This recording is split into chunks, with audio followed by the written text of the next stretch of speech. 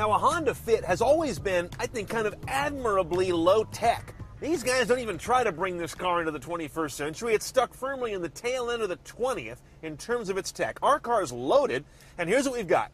The standard and the unimpressive, though adequate, Honda navigation system. That's how it looks. There are no fancy views. There's no Google flyover, no 3D buildings, no cutesy rendering. It's pretty simple looking, kind of childish, I might say, but it works. Entertainment, we've got AM, FM, no HD radio, and I'm kind of surprised, no option for satellite radio, let alone standard on this car. That's also late 20th century. Under the CD aux button, you're going to find your optical slot addressable right there. You can see a ribbon of your track information on top of the map, which is a nice touch, or if you hit the audio button, you go to the full representation.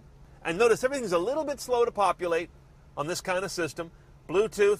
You do get meta tags in the Bluetooth that you can see. That's actually rather advanced. I'll give them points for that. A lot of more expensive cars don't do that.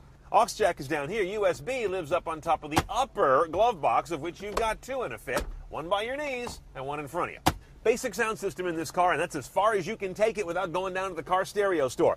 A standard Fit has 4 speakers and 160 watts. The Fit Sport, the fancy car, with or without nav, has the same amplification, but 6 speakers. They add, I think, those 2 tweeters up on the dash. Now, other things that make a Fit Sport a sport, that's the car we've got, are these paddles that go with the automatic. You don't have to have an automatic on a Sport, but if you do, you're going to get the paddles thrown in. That's fine by me. Now, speaking of the transmission in general, you can get this car with a 5-speed manual or 5-speed automatic across the line. But note this. If you want to get the navigation system, you're going to have an automatic. These two are always married in a Fit. There are no manual navigation cars. You drop it and drive, put it back here into Sport, that's nice, but notice, R does not get you a rear view camera. There ain't one.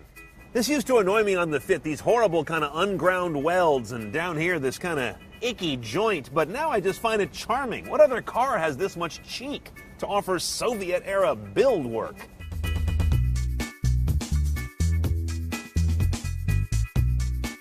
Okay, here's the scenario. You're driving down the highway, and look, there's Chris Christie thumbing a ride. You better be driving a Fit, because it's about the only affordable car that you can get his big Jersey ass in the back of, at least with the seats down.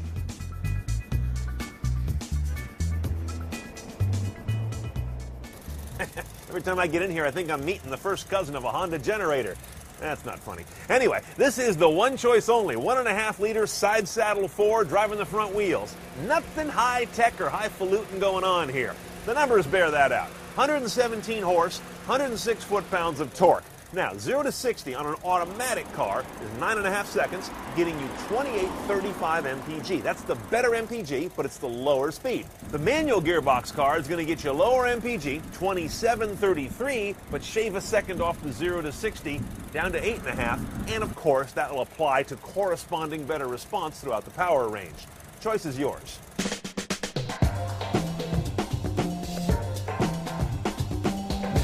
Driving the Fit is about as underwhelming as you're imagining, which isn't the same as unpleasant. It's gutless, but it's also direct in its lack of rubbery layers of software and elaborate powertrain mappings, or at least that's how it feels. I always crave having this car with a stick, which would make it snappier if thirstier. Ride quality is, shall we say, unvarnished, and I like the high, airy greenhouse and light handling for just normal everyday driving.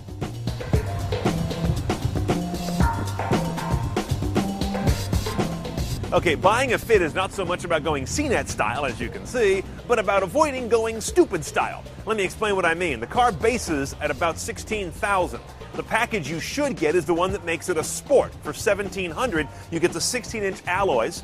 The body kit, it's a simple one, but it's some fairings, different chin, and that little spoiler all color keyed. You couldn't do that alone for $1,700.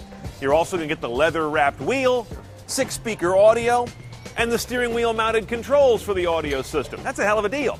The package that isn't a good deal is the one that makes this a navigation car. For $2,630, that gets you the meh navigation system, the voice command system, and Bluetooth hands-free, which ought to be standard.